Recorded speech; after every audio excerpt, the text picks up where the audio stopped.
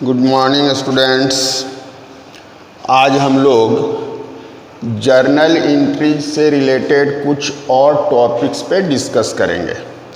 Previous video में हमने simple journal entries कैसे बनाते हैं इस पे डिस्कस किया था, और जर्नल एंट्रीज को बनाने के लिए जो दो हमारे पास अप्रोच दिए गए हैं, ट्रेडिशनल अप्रोच और मॉडर्न अप्रोच, उसको कैसे इम्प्लीमेंट करते हैं इस पर हमने डिस्कस किया था।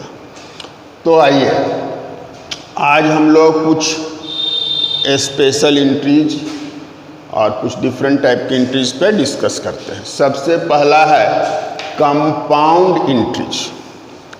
ये कंपाउंड एंट्रीज क्या होता है भाई? तो हम लोग देखते हैं कि कभी कभी एक ही डेट पे एक ही नेचर के कई एंट्रीज होती हैं, यानी सेम डेट पे सेम नेचर की कुछ एंट्रीज होती हैं, कुछ ट्रांजैक्शंस होते हैं। तो हम लोग चाहें तो उनके लिए अलग अलग एंट्री भी कर सकते हैं, और हम लोग चाहें तो उसको एक साथ मिलाकर भी लिख सकते हैं।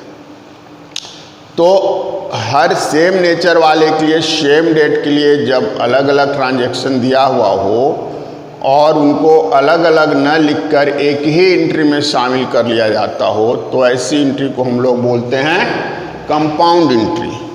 अब एग्जाम्पल के लिए हम लोग देखें कि दिया हुआ है 31 दिसंबर पेड सैलरी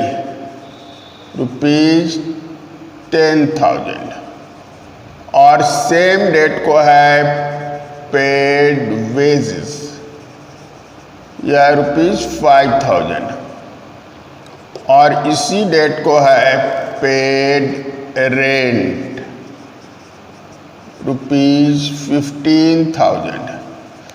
तो हम क्या देख रहे हैं कि सारे हमारे लिए क्या हैं? खर्च हैं, और सब एक ही डेट को दिए हुए हैं, सब 31 को है। तो अलग अलग अगर हमको करना हो तो हम करते salary account debit, modern approach के हिसाब से एक्सपेंस है तो डेबिट होगा, और हम पे कर रहे हैं तो कैश मेरा घट रहा है तो कैश क्रेडिट हो जाएगा टू कैश अकाउंट।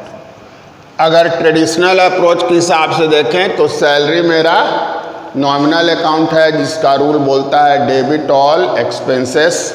तो हम एक्सपेंसेस था डेबिट कर दिए, और इस खर्च के चलते मेरे पास से कैश चला गया, तो कैश रियल अकाउंट है, उसका रूल बोलता है क्रेडिट व्हाट गोज आउट। तो हमने इसको क्रेडिट किया।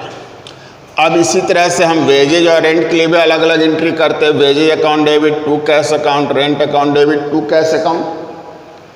तो इन सब के लिए अलग अलग एंट्री ना करके अगर एक ही साथ हम एंट्री कर दें तो इसी को हम बोलेंगे कंपोजिट एंट्री। यानी हम करेंगे salary account debit, wages account debit, rent account debit to cash account. तो सैलरी में हो गया 10,000, वेजेज हो गया 5,000, और रेंट हो गया 15,000, टोटल हो गया 30,000 being paid salary, wages and rent. ठीक इसका उल्टा भी अगर हो सकता है, जैसे इसमें हम लोग क्या देखेंगे, 3 अकाउंट डेबिट हुआ और 1 अकाउंट क्रेडिट हुआ। अब पेड की जगह अगर रिसीव कर दिया जाएगा, received salary, received wages, received rent, तब क्या होगा? हमारे लिए इनकम हो जाएगा।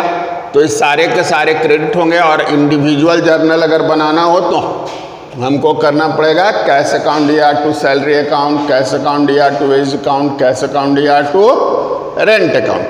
तो इन सब को हम एक साथ भी कर सकते हैं, cash account Dr to salary, to wages, to rent. तो जब एक ही नेचर के ट्रांजैक्शंस एक ही डेट को दिए हुए हों तो उनके लिए अलग अलग एंट्री न करके एक साथ एंट्री कर दी जाती है, तो इसको बोलते हैं हम लोग कंपोजिट एंट्री। अब आए हम लोग दूसरे टॉपिक पे। तो दूसरा टॉपिक मेरा है ओपनिंग एंट्री। ओपनिंग एंट्री क्या होता है भाई? तो ओपनिंग एंट्री में हम लोग क्या देखते हैं कि जब एक साल या एक पीरियड ऑफ अकाउंटिंग पीरियड का अकाउंट क्लोज कर दिया जाता है और नेक्स्ट ईयर फिर से हम अकाउंट ओपन करते हैं, तो हमारे पास जो बैलेंस होता है वह दो तरह का होता है। एक तो होता है जो बैलेंस शीट में ट्रांसफ़र होते हैं और एक होता है जो ट्रेडिंग एंड पीएल अकाउंट में ट्रांसफ़र होता है। तो जिन ट्रांजैक्शंस को, जिस बैलेंस को हम ट्रेडिंग एंड पीएल में ट्रांसफ़र कर देते हैं वह उनका अकाउंट क्लोज हो जाता है, इसलिए उनको क्लोजिंग एंट्री बोला जाता है। क्लोजिंग एंट्री यहाँ पे हमने नहीं लिखा है, जब हम फाइनेंशियल स्टेटमेंट की बात करेंगे तो क्लोजिंग एंट्री के बारे में डिस्कस करेंगे। तो क्लोजिंग एंट्री में जो इनकम और एक्सपेंसेस से रिलेटेड एंट्री होती हैं वे चली जाती हैं ट्रेडिंग या पीएल अकाउंट में, और जो एसेट लायबिलिटीज और कैपिटल से रिलेटेड एंट्री होती हैं उनको हम एक स्टेटमेंट बनाते हैं जिसको बोलते हैं बैलेंस शीट, उसमें ट्रांसफ़र करते हैं। तो नेक्स्ट ईयर फिर से जब हम अपने अकाउंट को ओपन करते हैं तो ये बैलेंस शीट वाले जो इंफॉर्मेशंस हैं, जो बैलेंस शीट में जिनको हमने ट्रांसफ़र किया था उनको वापस अपने बुक में हम लिखते हैं और इसको बोलते हैं ओपनिंग एंट्री। तो इसमें सिंपल सा हमको क्या करना है भाई कि इसमें जितने भी असेट होते हैं उनका डेबिट बैलेंस होता है, मॉडर्न अप्रोच हम लोग जानते हैं, तो सबको हम डेबिट करेंगे इंडिविजुअली। फॉर एग्जांपल कैश अगर मेरे पास है तो कैश अकाउंट डेबिट, बैंक में कुछ पैसा है तो बैंक अकाउंट डेबिट, मेरे पास स्टॉक में कुछ था तो स्टॉक अकाउंट डेबिट, मेरा कुछ क्रेडिट सेल का बैलेंस है तो डेटर्स अकाउंट डेबिट, इसी तरह से मेरे पास कुछ बिल्स रिसीवेबल हैं तो bills receivable account debit, furniture है एंड फिक्सचर है तो furniture account debit, plant and machinery है तो plant and machinery account debit. यानी जो भी एसेट है सबको डेबिट करते जाएंगे और थोड़ा सा जगह छोड़कर क्रेडिट में लिखेंगे। अब सारे लायबिलिटीज और जो भी कैपिटल है उसको लिखेंगे। तो जैसे सन्ड्री क्रेडिटर्स अकाउंट, ठीक, bills payable account, bank loan account, तो और भी जो भी लायबिलिटीज होगा वो सबको हम लिख लेते हैं। अब इस डेबिट और क्रेडिट को, इसका अमाउंट को टोटल करेंगे अलग अलग और डिफरेंस फाइंड आउट करेंगे। कभी कभी कैपिटल दिया हुआ रहता है तो कैपिटल अगर दिया हुआ है तब यहाँ पे कैपिटल अकाउंट लिख देंगे। कैपिटल अगर नहीं दिया हुआ है तो अब बैलेंसिंग फिगर के रूप में आएगा। जैसे इन सब का टोटल मान लो 5 लाख आया और इन तीनों का यानी लायबिलिटीज का टोटल 2 लाख आया, तो ये जो 5 लाख माइनस 2 लाख 3 लाख जो होगा वह आ जाएगा मेरा कैपिटल में। तो हम कैपिटल का अमाउंट भी एक तरह से इससे निकाल लेते हैं। लेकिन कभी कभी कैपिटल भी दिया हुआ रहेगा तो ऐसा होगा कि डेबिट साइड के सारे आइटम का टोटल 5 लाख और क्रेडिट साइड के सारे आइटम का टोटल भी 5 लाख, तो यह होगा ओपनिंग एंट्री। लेकिन कभी कभी कैपिटल का अमाउंट दिया हुआ रहेगा लेकिन ऊपर का टोटल आ रहा 5 लाख। अब कैपिटल मान लो कि यहाँ पे दिया हुआ हो 4 लाख, तो इन तीनों का टोटल तो आया 2 लाख और कैपिटल है 4 लाख। तो यानी क्रेडिट साइड में हो जा रहा है 6 लाख और डेबिट साइड में हो रहा है 5 लाख। तो यहाँ जो डिफरेंस आएगा, जो यहाँ पे हम थोड़ा सा जगह छोड़ने को बोले थे, उसको यहाँ डालेंगे और उसका नाम देंगे गुडविल अकाउंट और यहाँ पे डालेंगे 1 लाख। यानी कि अगर डेबिट साइड में अमाउंट घट रहा हो तो डिफरेंस जाता है गुडविल में, और अगर क्रेडिट साइड में अमाउंट घट रहा हो तो जाता है डिफरेंस कैपिटल में। अगर कैपिटल दिया हुआ है और लायबिलिटी दी हुई है, एसेट्स दी हुई है और सबको हम टोटल करते हैं, दोनों तरफ इक्वल हो गया तो कोई प्रॉब्लम नहीं है। कैपिटल दिया हुआ नहीं है, डेबिट साइड का अमाउंट बड़ा हो गया, क्रेडिट साइड का अमाउंट छोटा हो गया, तो जो डिफरेंस होगा उसको कैपिटल मानेंगे। अगर क्रेडिट साइड का अमाउंट बड़ा हो जा रहा है और डेबिट साइड का अमाउंट छोटा हो जा रहा है तो डिफरेंस को हम लोग गुडविल मानेंगे। तो इसको हम लोग कहते हैं ओपनिंग एंट्री। अब जब हम इनका इंडिविजुअल लेजर बनाएंगे तो जो जो डेबिट साइड में है यह सब उस लेजर के डेबिट साइड में लिखा जाएगा to balance brought down, to balance BD करके इनको शो किया जाएगा। और क्रेडिट साइड वाले के लिए क्या हम लोग करेंगे, बाई बैलेंस ब्रॉट डाउन। जब हम लेजर पढ़ेंगे तो इस पर हम लोग डिस्कस कर लेंगे। तो यह हम लोग का था ओपनिंग एंट्री। अब एक और टॉपिक आता है हम लोग को जर्नल बनाते समय, जिसको हम लोग बोलते हैं ड्राइंग्स। तो ड्राइंग्स क्या होता है भाई, तो जब बिजनेसमैन अपने घरेलू, अपने पर्सनल एक्सपेंस के लिए, पर्सनल ज़रूरत के लिए अपने बिजनेस से पैसा लेता है तो उस पैसे को हम लोग बोलते हैं ड्राइंग्स। बिजनेस के पॉइंट ऑफ व्यू से यह एक्सपेंस होता है, तो सारे एक्सपेंस को डेबिट किया जाता है, तो इसको भी हम लोग डेबिट करेंगे। जैसे कोई बिजनेसमैन अपने बिजनेस से घरेलू काम के लिए 5,000 रुपया विड्रॉ किया तो वह एंट्री क्या करेगा भाई, drawings account debit to cash account, drawings account debit to cash account, being withdrew cash for personal use. तो यह हुआ जब कैश विड्रॉ करेगा। अगर मान लो कि वो अपने बिजनेस से कुछ सामान लेता है, उसका रेडीमेड कपड़े का दुकान है और वह अपने बच्चों के लिए कपड़ा अपने दुकान से ले जाता है जिसकी कीमत 2,000 है, तब क्या करेंगे, drawings account debit to purchase account, to purchase account, being goods withdrawn from business for personal use। इसी तरह से अगर वह बैंक से पैसा निकालता है तो बैंक से अगर अपने पर्सनल यूज के लिए निकालता है तब क्या हो जाएगा, drawings account debit to bank account.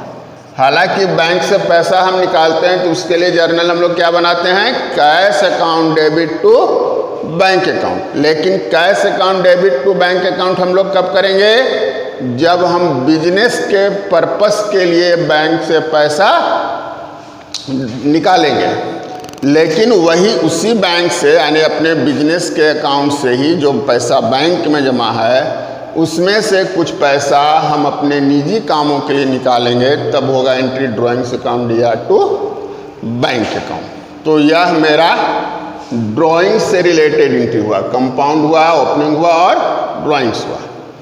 अब एक नया टॉपिक आता है बैड डेट्स। ये बैड डेट्स किसे कहते हैं भाई, तो बैड डेट्स को हिंदी में हम लोग बोलेंगे डूबा हुआ ऋण। यानी हम लोग अपने बिजनेस में, अपने व्यापार करने के क्रम में यह पाते हैं कि कुछ लोग जो होते हैं उधार सामान खरीदते हैं और फिर उसका भुगतान नहीं करते हैं। भुगतान नहीं करने के कारण कुछ भी हो सकता है, जैसे मान लो कि वह इंसॉल्वेंट हो गया तो पैसा देने में सक्षम ही नहीं है, नहीं दे पाएगा। अब मान लो कि वो हमारे यहाँ सामान लिया और किसी कारण से उसका डेथ हो गया, तो डेथ हो गया तो अब भाई पैसा फिर भी मेरा डूब जाता है। और कुछ ऐसे लोग होते हैं जो इंटेंशनली पैसा नहीं देते हैं, तो चाहे किसी भी कारण से जो हमने उधार सामान बेचा उसका वसूली अगर हमको नहीं हो पाया तो इस न वसूल हुई राशि को हम लोग क्या बोलेंगे, bad debts.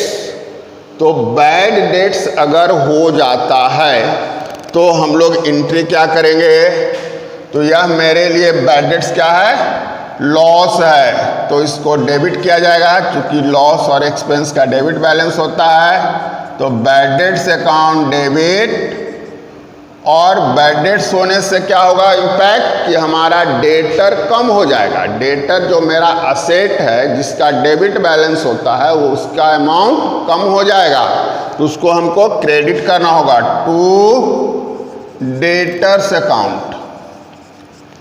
Bad debts account दिया टू डेटर्स अकाउंट। अब कभी कभी क्या होगा भाई कि कुछ पैसा तो दिया लेकिन पूरा पैसा नहीं दिया, यानी कि हमने उसको 10,000 का माल बेचा, वो 7,500 रुपया दे दिया, 8,000 रुपया दे दिया, 9,000 रुपया दे दिया, 1,000 रुपया अभी तक नहीं दिया, और अब वह देगा भी नहीं। हम कंफर्म हो गए कि अब हमको नहीं मिलने वाला है, तो उस 1,000 को भी हम लोग बैड डेट्स मानते हैं। तो उस कंडीशन में क्या होगा, तो जितना पैसा दिया उसको हम डेबिट करेंगे। कैश अकाउंट डीआर मान लो 9,000 दिया और 1,000 नहीं दिया, तो हम लोग करेंगे बैड डेट्स अकाउंट डीआर 1,000 और 2 में जो डेटर है उसका नाम या उसका नाम नहीं मालूम है तो 2 डेटर्स अकाउंट। तो यह कब होगा, जब पार्शियली हमको पैसा मिलता है और पार्शियली पैसा नहीं मिलता है। और यह कब हुआ, जब हम कंप्लीट मान लिए कि हमको पैसा नहीं मिला। कभी कभी ऐसा भी होगा कि जिसको हम बैड डेट्स मान लिए थे, अब मान लो कोई आदमी हमारे यहाँ से सामान उधार ले गया, बोला कि मेरे अकाउंट में लिख लीजिए, हम लिख लिए, बोला कि 2 महीने में हम पे कर देंगे, हम मान लिए, और पूरे साल हम इंतज़ार करते रहे, वो आया ही नहीं पैसा देने। हम पता लगाए तो पता चला कि वो तो शहर ही छोड़ के चला गया। तो शहर छोड़ के चला गया यानी कि अब पैसा नहीं मिलेगा, तो हम उसको मान लिए बैड डेट्स और एंट्री कर दिए बैड डेट्स अकाउंट या टू डेटर अकाउंट। लेकिन इन फ्यूचर वो आदमी किसी कारण से चला गया था, उसके साथ कुछ ऐसी घटना हो गई थी कि वह शहर से बाहर चला गया था। वह आया और बोला कि भाई साहब आपका कुछ पैसा मेरे पास था जो हम नहीं दे पाए थे, उसके लिए मुझे क्षमा करें, ये पैसा अपना आप ले लें। तो यह जिस रकम को हम मान लिए थे कि डूब गया, बैड डेट्स हो गया, वह पैसा हमको क्या हो रहा, वापस मिल जा रहा है। तो उसको हम लोग बोलते हैं bad debts recovered, bad debts recovered. तो हम लोग अब उसके लिए एंट्री क्या करेंगे, उसके लिए हमारे पास पैसा आ रहा है तो हम लोग करेंगे cash account debit, cash account debit to bad debts recovered account, to bad debts recovered account. यानी कि कैसा बैड डेट भाई, तो जिसको हम प्रीवियसली मान लिए थे डूबा हुआ, वह पैसा वसूल हो गया, वह रिकवर हो गया, तो इसलिए इसका नाम हो गया बैड डेट्स रिकवर्ड। और यह मेरे लिए इनकम होता है, क्योंकि फाइनली इसको हम क्या मान चुके थे, लॉस, लेकिन फ्यूचर में वह पैसा रिकवर हो गया, उसको बोलेंगे बैड डेट्स रिकवर्ड। और मेरे लिए इनकम होगा तो क्रेडिट होगा, पैसा मेरे पास आ रहा है, कैश बढ़ रहा है तो डेबिट होगा। ट्रेडिशनल अप्रोच से सोचेंगे तो debit what comes in and credit all incomes and gains. तो यह मेरा था बैड डेट्स पर। अब आइए एक और टर्म होता है डिस्काउंट। ये डिस्काउंट क्या होता है भाई, तो हम बिजनेस जब करते हैं तो बिजनेस करने का पर्पस क्या था, प्रॉफिट अर्न करना, प्रॉफिट कमाना, लाभ कमाना। और लाभ हम कब कमा पाएंगे, जब हम अधिक से अधिक माल बेच पाएंगे। जितना ज़्यादा माल हम बेचेंगे, जितना ज़्यादा मेरा सेल होगा, उतना ज़्यादा हमको प्रॉफिट होगा। तो अब सेल्स को प्रमोट करने के लिए, सेल्स को बढ़ाने के लिए हम लोग कई तरह की उपाय लगाते रहते हैं। जैसे हम लोग अगर टेलीविज़न खोलते हैं तो हर 5-10 मिनट के बाद भिन्न प्रकार के प्रोडक्ट्स का एडवर्टीजमेंट आता है। तो ये एडवर्टीजमेंट का पर्पस क्या होता है, कंपनीज या मैन्युफैक्चरिंग कंपनीज जो होती हैं, जो उस प्रोडक्ट को बनाती हैं, उनका एडवर्टीजमेंट करने का पर्पस क्या है कि लोगों के दिमाग में उस चीज़ की छवि को बैठा देना, उसको यूज करने से क्या फ़ायदे हैं यह उनको बता देना, उनको इस तरह से कन्विंस कर देना कि उनको ज़रूरत हो या ना हो वे उस चीज़ को खरीदें और यूज़ करें। तो इससे क्या होता है कि उस कंपनी के प्रोडक्ट जितने भी लोग अपने यहाँ से दुकानदार बेच रहे हैं उनका सामान की बिक्री बढ़ती है। तो कंपनी भी अपने तरफ से इसका प्रयास करती है। अब हमारे यहाँ जो डिस्ट्रीब्यूशन सिस्टम है, यानी कि सामान जिस तरह से हमारे कस्टमर के पास पहुंचता है उसका एक सिस्टम है जिसको हम बोलते हैं डिस्ट्रीब्यूशन सिस्टम। तो इसमें सबसे ऊपर कौन होता है? तो मैन्युफैक्चरर होता है जो सामान को बनाता है। इसके नीचे कौन होगा? तो डिस्ट्रीब्यूटर होगा, यानी मैन्युफैक्चरर अपना सामान बना के किसको दे देगा? डिस्ट्रीब्यूटर को। डिस्ट्रीब्यूटर किसको बेचेगा? होलसेलर को। होलसेलर किसको बेचेगा? रिटेलर को। और रिटेलर किसको बेचेगा? कस्टमर को। तो इस तरह से मेरा सामान मेरे पास पहुंचता है, बनाता है मैन्युफैक्चरर और हम यूज करते हैं। तो बीच वाले जो होते हैं इनको बोला जाता है मिडिल मैन। Middle man. हमारा ऑनलाइन मार्केटिंग में कुछ सामान सस्ता पड़ता है, लोग ऐसा बोलते हैं, तो उसका कारण यही होता है कि ये मिडिल मैन बीच से गायब हो जाते हैं। यहाँ पे हमारा डायरेक्ट कनेक्शन किससे होता है? मैन्युफैक्चरर और कस्टमर के बीच में। तो इनका जो प्रॉफिट होता है वह खत्म हो जाता है, मार्जिन प्रॉफिट का कम हो जाता है, इसलिए वस्तु की कीमत कम हो जाती है।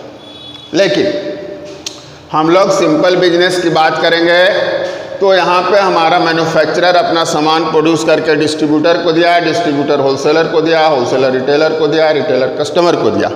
अब सबको प्रॉफिट कब होगा भाई? जब अधिक से अधिक सामान बेचेगा। यानी ये भी चाहेगा कि ज़्यादा बनाएं और बेचें, ये भी चाहेगा कि जितना हम खरीदे हैं पूरा जल्दी से जल्दी बेच लें, ये भी चाहेगा कि हम भी बेच लें, ये भी चाहेगा हम भी बेच लें, तो खरीदेगा तो कस्टमर। तो अब यह कुछ और टेक्निक फॉलो किया जाता है जिसको हम बोलते हैं प्राइस में रिडक्ट करना, प्राइस में कमी करना, रिडक्शन इन प्राइस। अब जैसे डिस्ट्रीब्यूटर क्या बोला है भाई कि होलसेलर को कुछ डिस्काउंट दिया कि भाई जल्दी से मेरा माल ले जाओ, इतना तुमको कम दे रहे हैं। होलसेलर रिटेलर को बोलेगा कि इतना % तुमको कम कर दे रहे हैं, फटाफट माल ले जाओ बेचो। रिटेलर भी अपने कस्टमर को कुछ ना कुछ डिस्काउंट देता है, लेकिन रिटेलर जो कस्टमर को देता है वह दूसरा डिस्काउंट होता है, उसको हम बोलेंगे कैश डिस्काउंट। और ये जो बिजनेसमैन एक दूसरे को दे रहे हैं इसको हम बोलते हैं ट्रेड डिस्काउंट। तो ट्रेड डिस्काउंट जो होता है वह क्यों दिया जाता है? तो ट्रेड डिस्काउंट देने का पर्पस होता है कि to promote the sale, sale को प्रमोट करने के लिए, सेल्स को बढ़ाने के लिए, सेल्स के वॉल्यूम को, सेल्स की मात्रा को अधिक करने के लिए हम एक व्यापारी दूसरे व्यापारी को डिस्काउंट देता है, जिसको बोलेंगे ट्रेड डिस्काउंट। ट्रेड डिस्काउंट की कोई एंट्री हम लोग अपने अकाउंटिंग प्रोसेस में नहीं करते। ट्रेड डिस्काउंट के लिए कोई जर्नल नहीं किया जाता है। यह जो एक दूसरे को सामान बेचते हैं उस प्राइस को हम लोग बोलेंगे लिस्ट प्राइस। क्या बोलेंगे? List price. तो अब लिस्ट प्राइस जो होगा इस पर हम ट्रेड डिस्काउंट निकालेंगे। किसी चीज़ का कीमत मान लो लिस्ट प्राइस है 10,000 और 10% ट्रेड डिस्काउंट दिया गया है, तो हम लोग सीधे 10,000 का 10% यानी 1,000 इसमें से लेस करेंगे और अपने बुक में परचेज या सेल्स के लिए एंट्री कितने पे करेंगे? 9,000 पे। तो ट्रेड डिस्काउंट को रिकॉर्ड नहीं किया जाएगा, सीधे लिस्ट प्राइस में से जितना % ट्रेड डिस्काउंट है उतना % हम लोग क्या करेंगे? लेस कर लेंगे और लेस करके जो अमाउंट बचेगा उसी को हम लोग रिकॉर्ड करेंगे। तो यहाँ पर्पस क्या हो गया भाई कि एक या दिया किसके द्वारा जाएगा? तो एक बिजनेसमैन के द्वारा दूसरे बिजनेसमैन को इसको देने का पर्पस क्या हो गया? तो to promote the sale, sales को बढ़ाना। अब चूँकि हमारा जो ट्रांजैक्शन होता है, हमारा जो बिजनेस होता है उसमें लगभग कुछ बिजनेस ऐसे होते हैं जिसमें 50% होता है मामला, 50% कैश ट्रांजैक्शन तो 50% क्रेडिट ट्रांजैक्शन, कुछ में और भी ज़्यादा क्रेडिट ट्रांजैक्शन हो जाता है। तो माल केवल बेचने से मतलब नहीं है, उसकी रिकवरी कितनी होती है इस पर भी ध्यान देना है, और रिकवरी समय पर होती है कि नहीं इस पर भी ध्यान देना है। तब उसके लिए एक अलग से सिस्टम डिस्काउंट का डेवलप किया गया, उसको बोलते हैं कैश डिस्काउंट। इसमें हम विक्रेता जो होता है वह क्रेता को एक और डिस्काउंट देता है। विक्रेता बोलेगा कि भाई सामान उधार ले जा रहे हो, अगर विद इन ए मंथ जो भी टर्म हो, 1 महीने के अंदर आपने अगर सामान का पेमेंट कर दिया तो हम ये जो 10% ट्रेड डिस्काउंट दिए हैं इसके अलावे 5% और डिस्काउंट देंगे, कैश डिस्काउंट। यानी कि आपको 9,000 जो चुकाना है उसमें 5% और कम कर देंगे, और आपको 9,000 का 5% हो गया 450, तो आपको चुकाना होगा 8,550।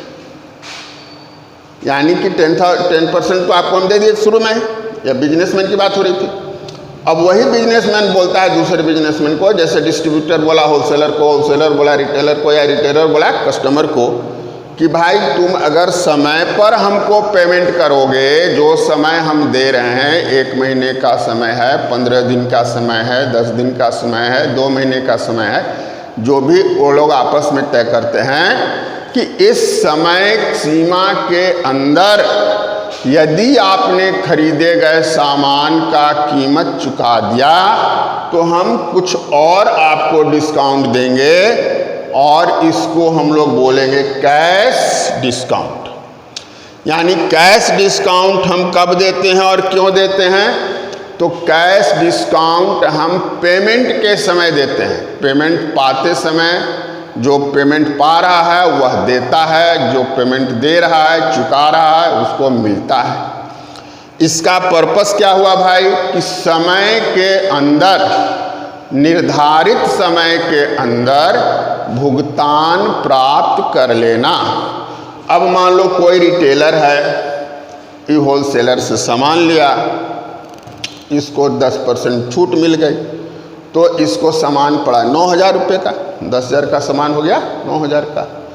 अब इसको बेचेगा 10,000 में, तो 1,000 का प्रॉफिट हुआ। अब वही होलसेलर बोला कि अगर तुम टाइम पर दे दोगे तो तुमको 5% और छूट दे देंगे, तो 450 रुपया और इसको छूट मिलेगा। तो यह रिटेलर चाहेगा कि हर हाल में समय सीमा के अंदर हम पेमेंट करके 8,550 रुपया इसको चुका दें, और इसको सामान कितने का मिल गया था? 10,000 का। यानी 10,000 का सामान इसको कितने का पड़ गया? 8,550 रुपये का। लेकिन ऐसा कब होगा? जब यह समय सीमा के अंदर भुगतान कर देगा। तो अब यह रिटेलर हमेशा प्रयास करेगा कि जल्दी से जल्दी हम उसका पेमेंट कर दें। इसी तरह से रिटेलर के यहाँ से जो कस्टमर लेता है, जो हम उधार सामान लेते हैं अपने जो परिचित दुकानदार होते हैं उनसे, तो वह हमको भी ऑफर करता है कि भाई आप सामान ले जा रहे हैं सर, 1 महीने के अंदर चुकाएगा तो टोटल बिल का 2% हम आपका कम कर देंगे। तो जो खरीदने वाला है, जो कस्टमर है, वह भी चाहता है कि हम समय के अंदर भुगतान करें ताकि हमको कुछ फ़ायदा हो जाए। तो यह जो कैश डिस्काउंट है, इसको देने का पर्पस क्या हुआ मूल रूप से कि निर्धारित समय सीमा के अंदर भुगतान प्राप्त कर लेना। और ट्रेड डिस्काउंट का पर्पस क्या हुआ कि अपने माल की बिक्री को बढ़ाना। ट्रेड डिस्काउंट का हम कोई लेखा नहीं करते हैं, not to be recorded in books, and cash discount is to be recorded in books. अब कैश डिस्काउंट को हम 2 भागों में बांटेंगे, discount allowed and discount received. जब हम सामान बेच रहे हैं तो हमको पैसा मिलेगा, पैसा मिलेगा तो हमको छूट देना पड़ेगा। अगर हम टर्म ऐसा रखे हैं कि समय के अंदर पैसा दोगे तो हम तुमको इतना % छूट देंगे, तो जब हमको छूट देना पड़ेगा तो मेरे लिए एक्सपेंस होगा, इसलिए डेबिट किया जाएगा।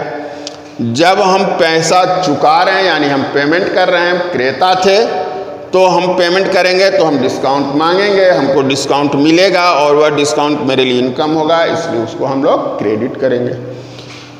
अब डिस्काउंट से रिलेटेड एक बात और ध्यान में रखना है कि यह जो डिस्काउंट होगा यह हमेशा कैश के साथ रहेगा। कैश अगर जर्नल में डेबिट हुआ तो ऑटोमेटिक डिस्काउंट भी डेबिट होगा। कैश अगर जर्नल में क्रेडिट हुआ तो डिस्काउंट भी उसके साथ साथ क्रेडिट होगा।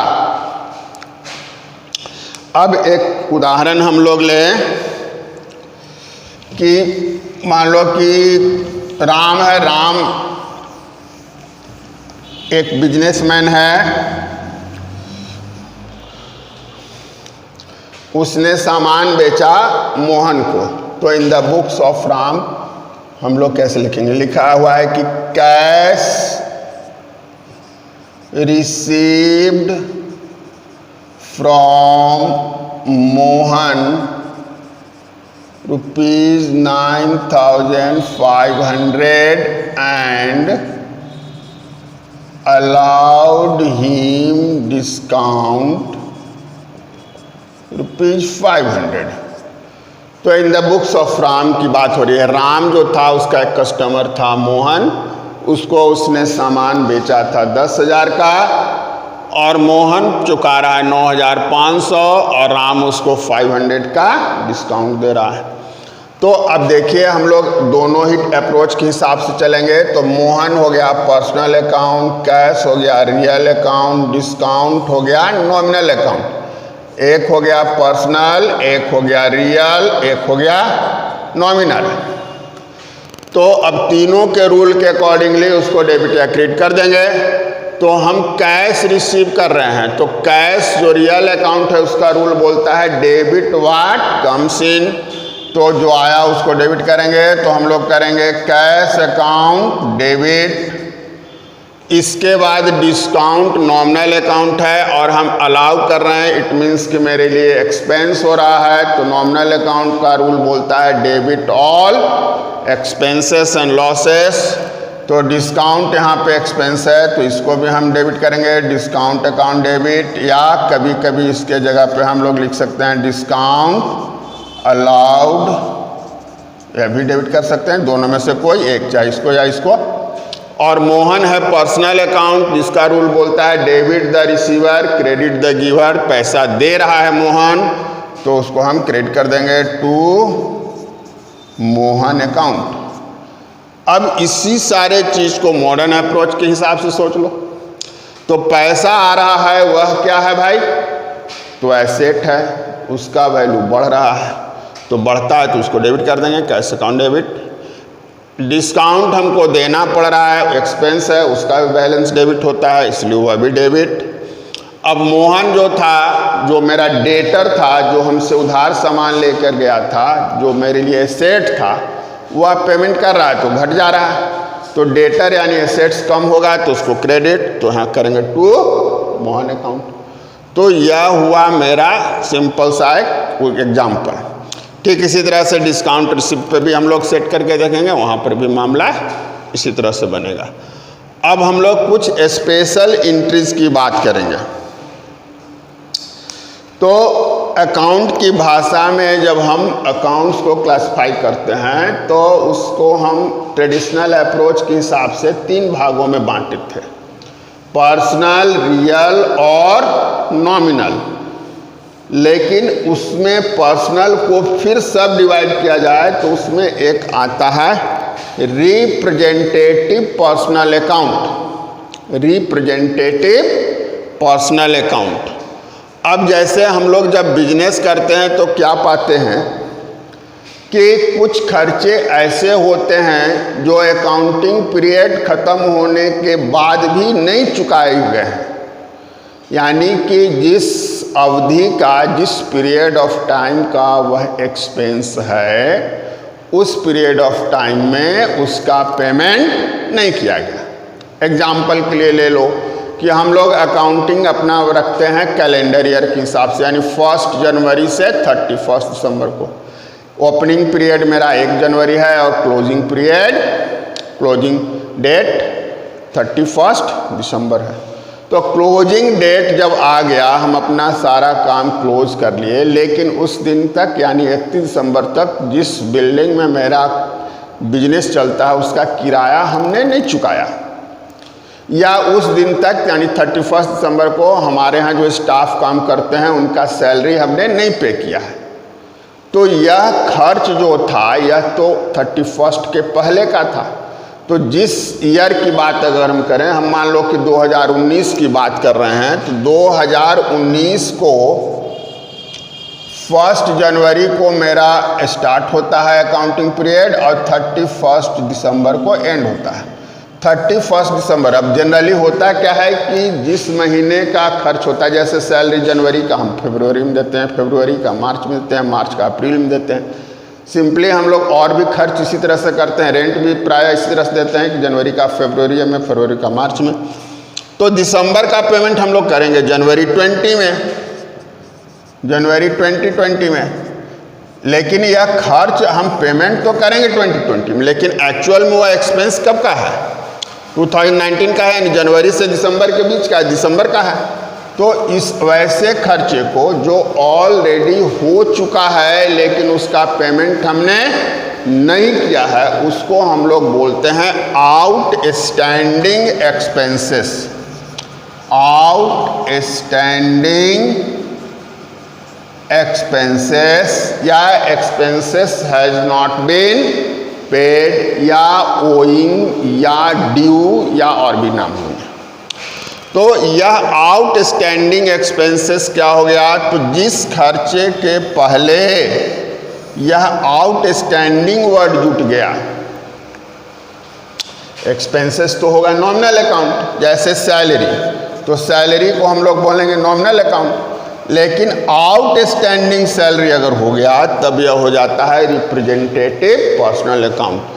इसलिए कि अभी इसका भुगतान हमने नहीं किया है, किसी इंडिविजुअल का ही पैसा बाकी है, वह इंडिविजुअल कोई व्यक्ति होगा, कोई इंसान होगा, तो इसको हम बोलेंगे रिप्रेजेंटेटिव पर्सनल अकाउंट। और मॉडर्न अप्रोच के हिसाब से क्या हो जाएगा? मेरी लायबिलिटीज हो जाएगी, चूंकि हमको पे करना है, अभी हम पे किए नहीं हैं, तो इसका बैलेंस क्या हो जाएगा भाई? क्रेडिट बैलेंस हो जाएगा। तो इसके लिए जो एंट्री होगी, अब सैलरी मान लो जो भी है, तो हम लोग को एंट्री क्या करनी होगी कि सैलरी अकाउंट डेबिट, सैलरी का डेबिट बैलेंस होता है, चूंकि एक्सपेंस है तो डेबिट करेंगे।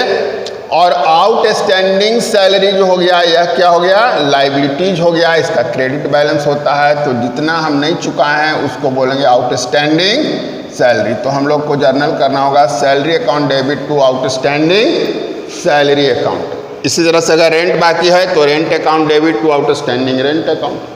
जो भी खर्च है उसके लिए हम खर्चे को डेबिट करेंगे और संबंधित खर्चे के साथ आउटस्टैंडिंग सब जोड़कर उसको क्रेडिट कर देंगे। ठीक इसी तरह से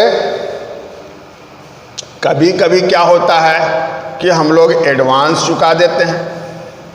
अब मान लो कि मेरा पीरियड था अकाउंटिंग पीरियड 1 जनवरी टू 31 दिसंबर।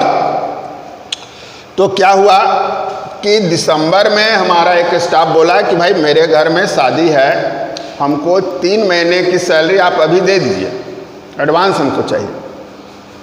और मेरा बहुत पंक्चुअल एम्प्लॉय है, बहुत मेहनती एम्प्लॉय है, बहुत ऑनेस्ट है, हम उस पर विश्वास करते हैं, तो हम भाई उसका काम करेंगे।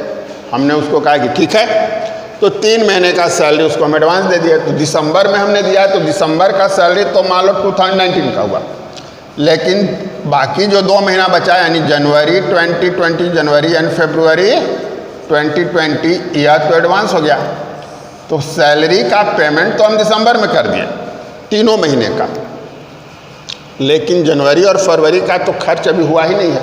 अब जनवरी फरवरी आएगा तब ना वो हमारे यहाँ काम करेगा, तब उसका अमाउंट ड्यू होगा, तब उसको हम पे करते हैं।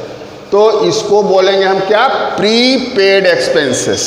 प्रीपेड यानी पहले चुकाया गया खर्च, प्रीपेड एक्सपेंसेस। वैसा खर्च जो हमने पहले ही चुका दिया, अभी खर्च हुआ भी नहीं है, अभी उस व्यक्ति ने मेरे यहाँ काम किया ही नहीं है, अभी तो जनवरी आया ही नहीं है, लेकिन जनवरी का हमने सैलरी दे दिया, फरवरी का भी हमने सैलरी दे दिया। हो सकता है कि इसी तरह से रेंट के संबंध में हो, हमारा लैंडलॉर्ड बोला कि भाई देखिए पूरे बिल्डिंग को थोड़ा रिपेयर करवाना है, ऐसा कीजिए कि आप 2 महीने का एडवांस हमको दे दीजिए किराया, फिर आपको हम एडजस्ट कर देंगे, बिल्डिंग में बहुत सारा काम है, इसको रिपेयर करवाना है। हम मान लिए ठीक है, उसको हम दे दिए। तो अभी तो जनवरी आया नहीं है, फरवरी आया नहीं है, लेकिन हम किराया पहले ही दे दिए, तो उसको हम बोलेंगे प्रीपेड रेंट, यानी पूर्वदत्त, पहले से चुकाया गया, पेड इन एडवांस भी बोल सकते हो। तो यह जो होता है पहले से हम दे दिए, यह मेरे लिए एसेट हो जाता है। एसेट हो गया तो इसका क्या बैलेंस हो जाएगा? डेबिट बैलेंस हो जाएगा। तो हमको एंट्री क्या करनी पड़ेगी?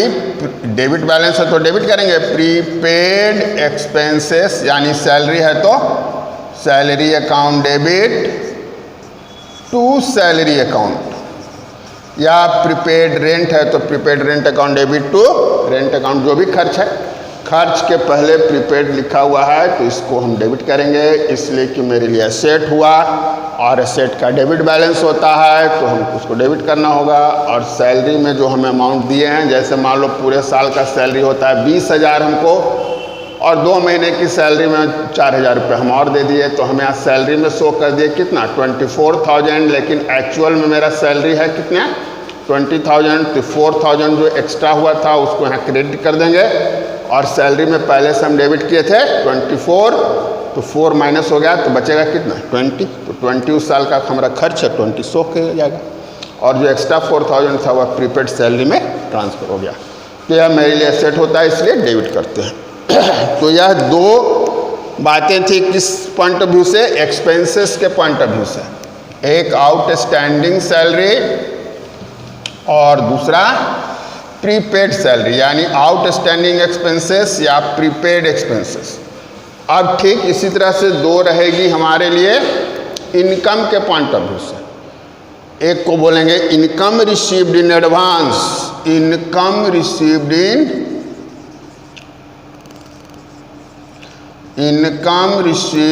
In advance. अब इनकम रिसीव्ड इन एडवांस क्या हो गया? तो वैसा इनकम जो अभी हुआ नहीं है लेकिन प्राप्त हो चुका है, वह हमने रिसीव कर लिया, लेकिन एक्चुअल अभी वह हमारे लिए हुआ नहीं है। ठीक, अब इसी तरह की बात में मान लो कि हमारा अपना बिल्डिंग है जिसमें हमारा अपना बिजनेस भी चलता है, और 2 कमरे ऐसे हैं जिसको हमने किराए पर लगा दिया है, दूसरे बिजनेसमैन उसमें बिजनेस करते हैं। तो हमने उनको कहा है कि भाई देखो वाइट वॉशिंग वगैरह करवाना है, 2 महीने का किराया हमको एडवांस दे दो, उसने दे दिया। तो वे जो हमारे टेनेंट थे, जो जिन्होंने हमको पैसा एडवांस दे दिया, उस पैसे को हम बोलेंगे इनकम रिसीव्ड इन एडवांस, यानी रेंट अगर मिल रहा है तो रेंट रिसीव्ड इन एडवांस। तो यह मेरे लिए लाइबिलिटीज है।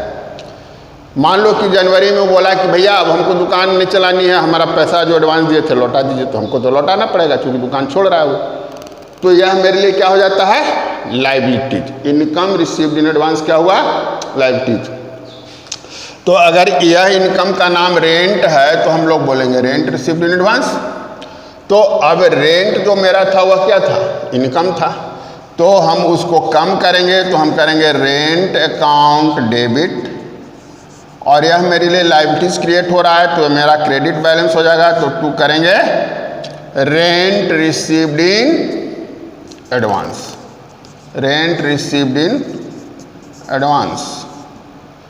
तो जो भी इनकम अगर है एडवांस में हमको मिल गया है, उसके लिए हमको एंट्री करनी पड़ती है, कंसर्न इनकम को डेबिट करेंगे और उसके साथ रिसीव्ड इन एडवांस लिख के उसको क्रेडिट कर देंगे।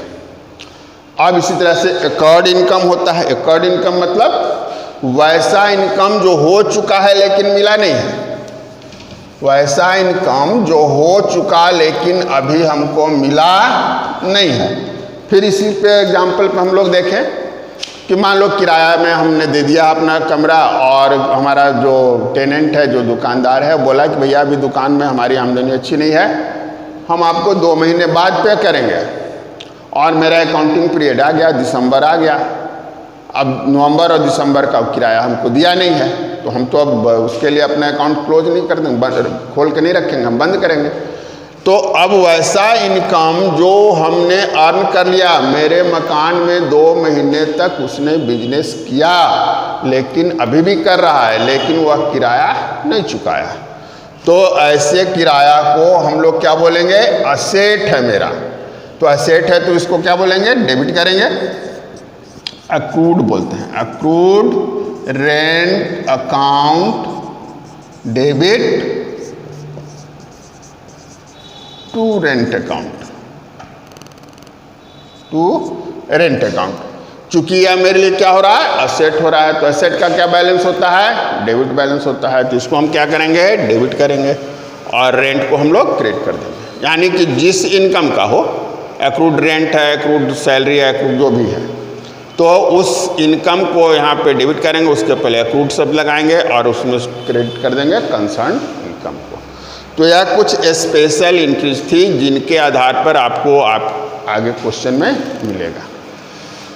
तो अब जर्नल से रिलेटेड लगभग सारे चीज़ आपके हो चुके हैं। अब एक बैंक से रिलेटेड कुछ एंट्रीज होती हैं, बैंकिंग ट्रांजैक्शन से, उस पर आपको फोकस कर लेना है और फिर क्वेश्चन को सॉल्व करना है। मैं समझता हूँ कि इतने डिस्कशन के बाद आप इस पोजीशन में निश्चित रूप से आ गए होंगे कि आप आसानी से अपने जर्नल से रिलेटेड सम्स को सॉल्व कर सकें। तो आज के लिए इतना ही, थैंक यू।